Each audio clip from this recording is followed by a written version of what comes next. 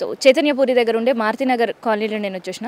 So ఈ కాలనీలో నేను ఎందుకు వచ్చిన అంటే గతంలో హైడ్రా ఇక్కడ మార్కింగ్ వేసిపోయింది. సో మార్కింగ్ వేసిపోయినటి నుంచి కూడా ఇక్కడ వాళ్ళకి భయం ఎప్పుడు ఏ బుల్డోజర్ ఏడుకు వస్తుందో అని చెప్పి, అందుకని ఈ భయంతో కోర్టుకు పోయారు, స్టేలు తెచ్చుకున్నారు. ఆ స్టే పేపర్లు జోబులో పెట్టుకొని తిరుగుడుతో పాటు ఇంటి దగ్గర ఫ్లెక్సీలు కూడా ఏర్పాటు చేసుకున్న పరిస్థితి. సో ఒక్కసారి వాళ్ళతో మాట్లాడదాం.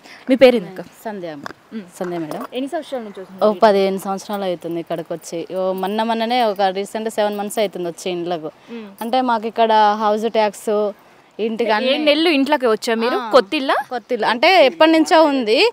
అయితే మాకు రిజిస్ట్రేషన్ చేసిండు, హౌస్ ట్యాక్స్ కడుతున్నాం, అన్నీ ఉన్నాయి కదా, పక్కాగా ఉన్నాయి. మాకు కేసీఆర్ పట్టా ఉంది, రిజిస్ట్రేషన్ కూడా ఉంది. మాకు మొన్న రిజిస్ట్రేషన్ కూడా చేయించుకున్నాము. అయితే అన్నీ ఇచ్చినాక పక్కా ఇచ్చినాక కూలగొట్టరు కదా అన్న ధైర్యంతో మళ్ళీ కట్టుకున్నాం అన్నట్టు. కింద ఉండే ఇట్లా డౌన్లో ఉండే ఇండ్లు మళ్ళీ పైకి లేపుకొని కట్టుకున్నాము. ఇప్పుడు వచ్చేమో కూలగొడతా అంటాడు, రివర్ బెడ్లో ఉందా అంటాడు, బఫర్ జోన్లో ఉందా అంటాడు, ఇప్పుడు కూలగొడతా అంటాడు. మాకు అన్ని పర్మిషన్లు ఎందుకు ఇచ్చిండు? అప్పుడు పర్మిషన్లు ఇచ్చే ముందర చెప్పాలి కదా, ఇది రివర్ బెడ్లో ఉంది, బఫర్ జోన్లో ఉంది, ఎప్పటికైనా పోతాయమ్మా అనేసి. పర్మిషన్ ఇవ్వకుండా ఉంటే మేము కట్టుకోకపోదుము, ఇక్కడ ఉండకపోదుము. అసలు అన్నీ ఇచ్చి మంచిగా 20 లక్షలు ఇప్పుడు 30 లక్షలు పెట్టి కట్టుకొని ఖాళీ 2-3 లక్షలు డబల్ బెడ్రూమ్ కాడికి పోయి ఉండమంటే ఎట్లుంటాం మేడం? మేము చిన్న పిల్లలు ఉంటారు, పెద్ద పిల్లలు ఉంటారు, పెద్దవాళ్ళు ఉన్నారు, వాళ్ళని వేసుకొని డబల్ బెడ్రూమ్లలో పోయి ఉండమంటే ఎట్లా ఎందుకుంటాం మేము? ఇక్కడ కట్టుకున్నది ఏమిటికి? మేము అన్ని పర్మిషన్లు ఇచ్చినాకనే కదా మేము కట్టుకుంది. అక్రమంగా అయితే ఏం కట్టుకోలే కదా. మేము కొనుక్కున్నాం, మళ్ళీ రిజిస్ట్రేషన్ చేయించుకున్నాము, హౌస్ ట్యాక్స్ కట్టుకుంటున్నాం, వాటర్ బిల్ కట్టుకుంటున్నాం, డ్రైనేజీలు వేయించిండు, కరెంటు స్తంభాలు వేయించిండు, అన్నీ ఇచ్చిండు పక్కాగా. అన్నీ ఇచ్చిన తర్వాత కూలగొడతాంటే ఎట్లా కూలగొడతాడు? సుందరీకరణ చేసుకోమను. ముసలి మస్తు వెడల్పు ఉంది, చాలా చేసుకోవచ్చు పక్కమంటే. ఇండ్ల జోలికి అవసరమే లేదు, అసలు ఇండ్ల దగ్గర కూడా రానవసరం లేదు. కూలగొట్టొద్దని చెప్తున్నాం మేడం. ఇప్పుడు ఇల్లు కూలగొట్టి సుందరీకరణ ఎవరి కోసం అనిపిస్తుంది? వాళ్ళ కోసమే సుందరీకరణ, డబ్బుల కోసం. సుందరీకరణ ఇప్పుడు చేసుకోవాలంటే చేసుకోవచ్చు మేడం. సుందరీకరణ మస్తు ప్లేస్ ఉంది చేసుకోవడానికి. ఇల్లు కూలగొట్టేసి ఇంత సుందరీకరణ ఇంత వెడల్పు చేసుకొని ఏం చేసుకుంటాడని సుందరీకరణ చేసుకోవాలంటే ఇప్పుడు అక్కడ వాకింగ్ ట్రాక్ కూడా వేసిరు. వాకింగ్ ట్రాక్లకు ఇక్కడ రోడ్డు తీసుకొని ఇక్కడ మంచిగా గోడలు లేపుకొని కూడా కట్టుకొని చేసుకోవచ్చు. మంచిగా సుందరీకరణ గోడలు లేపు చేసుకోవచ్చు. అంతా వదిలేసి మా ఇండ్ల మీదకి వచ్చేస్తున్నాడు. అంటే ఇండ్లు ప్రజాపాలన అంటే ఇప్పుడు 6 గ్యారంటీలు అన్నాడు. అంటే నమ్మే కదా మేడం మేము వేసింది. ఆడవాళ్ళకు మంచి సెక్యూరిటీ చేస్తా అంటున్నాడు, బస్సు ఫ్రీ ఇస్తా అంటున్నాడు, ఆడవాళ్ళకు 2500 ఇస్తా అన్నాడు, గ్యాస్ ఫ్రీ అన్నాడు, కరెంటు బిల్లు ఫ్రీ అన్నాడు, అన్నీ మంచిగా చెప్పిండు. అందరూ నమ్మించి మంచిగా మోసం చేస్తున్నాడు. ఇల్లు కూలగొడతా అని చెప్తున్నాడు. ఇప్పుడు ఇండ్ల జోలికి అయితే రావద్దు మేడం. ఇండ్ల జోలికి వస్తే మాత్రం చావడానికైనా చంపడానికైనా రెడీగా కూర్చున్నాం మేము. ఇక్కడి నుంచి అయితే వెళ్ళేది లేదు, వెళ్ళాము కూడా, ఎవరు వచ్చినా వెళ్ళేది లేదు. కోర్టు నుంచి కూడా ఇంకా కావాలంటే మళ్ళీ తెచ్చుకుంటాం, స్టే తెచ్చుకుంటాము, కోర్టుకు వెళ్ళైనా కొట్లాడతాం, కానీ ఇక్కడ నుంచి అయితే వెళ్ళాం మేము. నీ పేరేంది? సీతం. మీరు ఎన్ని సంవత్సరాలు ఉంటున్నారు? మేము 20 సంవత్సరాలు అవుతుంది. కొనుక్కున్నాం మేడం, 2 కట్టుకున్నాము.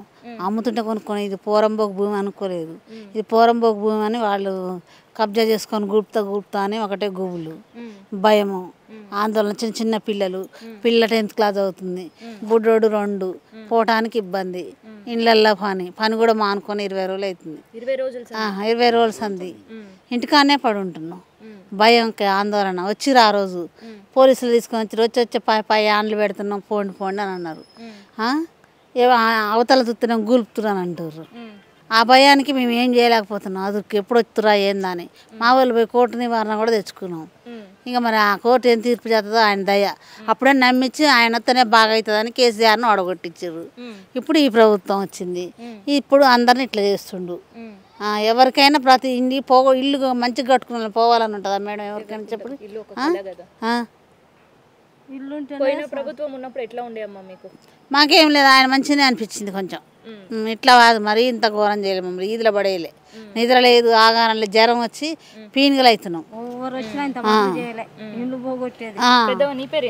అండాలు. ఎన్ని సంవత్సరాలకి వెళ్ళి ఉంటున్నాం? 25 ఏళ్ళు అవుతున్నట్టు మేము వచ్చి. ఇది కొనుక్కొని 15 ఏళ్ళు అవుతుంది. మా ఆయన పచ్చవాతం వచ్చింది, ఆయన తీసుకున్నట్టు నేనంటే డబల్ బెడ్రూమ్ బోర్రి మీ రేకులే కదా అని అంటారు. మా ఇల్లు ఇదే, అది కొత్త ఇల్లు తర్వాత మా ఇల్లు. మేము కూడా అందరం 4 కట్టుకున్నాం. 7 మేము మాకు పైసలు అందక మేము కూడా స్టాప్ పోద్దాం కానీ పైసలు అందక ట్రేకులు వేసుకున్నాం. మా ఆయన పచ్చవాతం 3 పూర్ మీద కిరాయికి తీసుకుని ఉన్నాం. ఆయన ఉండలేకపోతున్నాయని దాదాపు కట్టుకొని వచ్చినాం మేము. ఆయన ఇప్పుడు వెళ్ళాలంటే డబుల్ బెడ్రూమ్ చూపిస్తాం పోరంటే ఎట్టబో పోయి ఏం తినాలాడా? ఈడనో ఏదో ఉప్పు మిరపకాయ మటుకు చేసుకొని ఉంటున్నాం.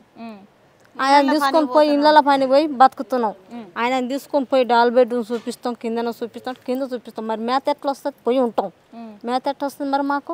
మరి ఇక ఎట్లా చేస్తాడో చేయని. మరి హామీలు ఇచ్చారు వాటిపైన ఏమైనా ఇప్పటివరకు అందినాయి? ఈయన వచ్చిన సైన్ అయితే ఏది లేదు. ఇప్పుడు రైతు బంధం పైసలు కూడా పోయినాయి. ఊళ్ళో అయ్యో 10,000 అని వచ్చేది, అవి కూడా పోయినాయి. ఇప్పుడు అవి కూడా లేవు. ఉప్పు మిరపకాయ ఆయనకి పెట్టుకుంటుంది మందులకు గోళీలకు దానికి దీనికైతే అని అనుకుంటే అవి కూడా వస్తలేడు ఇప్పుడు. బస్ ఫ్రీ అని పెడితే మేము బస్సు పోనే పోవట్లేదు.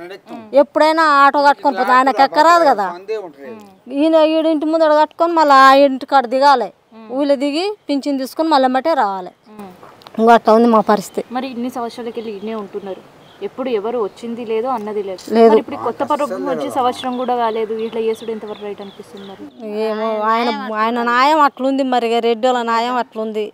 ఏం చేస్తాం మరి? ఏం చేస్తాడో చేయని వచ్చి ఇక మేమైతే ఆశ వదులుకున్నాం. చచ్చినాక అంతే, బతికినాక అంతే. అక్కడ పోయి చచ్చే వాళ్ళు ఇక్కడనే చస్తే ఉంటుందని భయం. మహిళలకి కావచ్చు, పెద్దోళ్ళకి కావచ్చు ఏమి ఇబ్బంది ఉండదు. ఈ ప్రభుత్వం వస్తే మంచిగా చూసుకుంటామన్నారు కదా, ఉందా పరిస్థితి?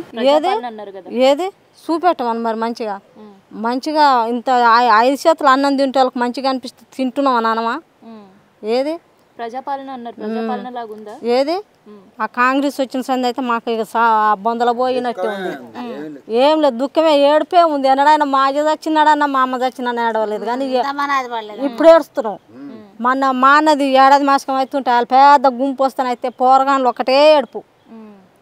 ఏముంది ఉంటేందుకు ఇల్లు కూడా లేకుంటే అవుతుంది. మా అన్న పోయినంత ఏముంది, ఊళ్ళోదంతా అమ్ముకొని వచ్చి ఇక్కడ ముసలు పోసినట్టు అయింది పైసలు. మీరేమో ఊర్లలో అమ్ముకొని వచ్చి ఇక్కడ కట్టుకుంటున్నారు, కబ్జా చేసారు, ఆక్రమించారు. ఇక మరి గట్లనే ఉంటుంది. దొరలదంటే గట్లనే ఉంటుంది.